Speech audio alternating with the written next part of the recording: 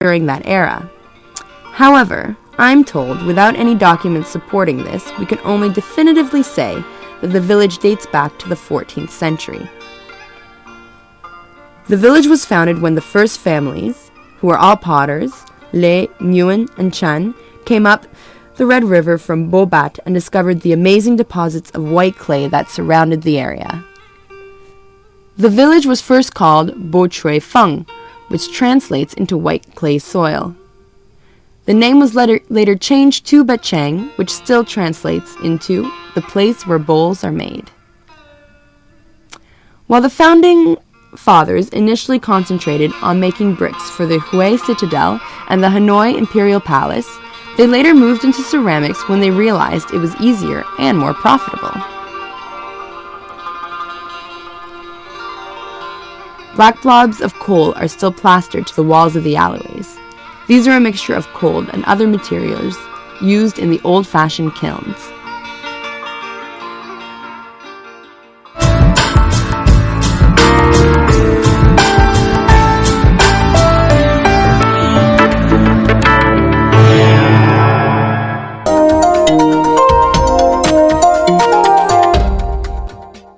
Alright, so we were stuck in the rain and we went to duck out and we stumbled across this house right here. And I'm told, now if you notice, this is kind of a little kiln in secret. The house is up above.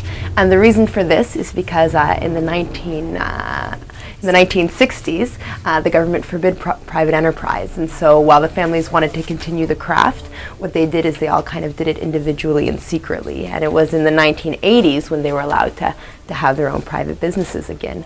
I'm told there's at least 700 kilns in the village.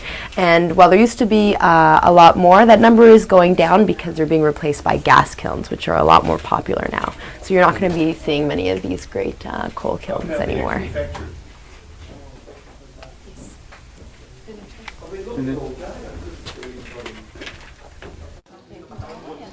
In addition to producing the pottery and ceramics, the local cater to tourists and offer pottery workshops where you can get a first-hand look at how the products are made, and you can even make some yourself.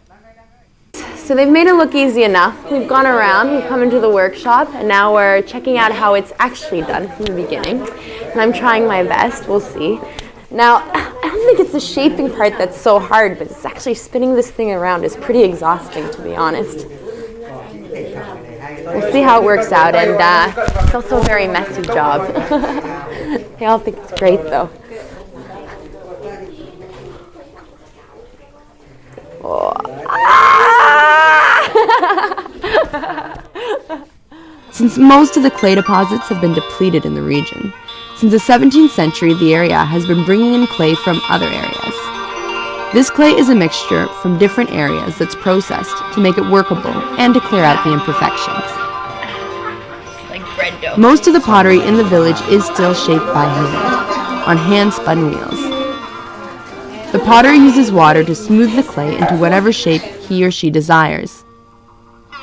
With pottery being a family affair, well, in this case a village affair, the skills have been passed down dozens of generations, and the majority of households are employed in pottery and ceramics. Next, the piece is left to dry before it's painted. Most Trang pottery is still hand-painted.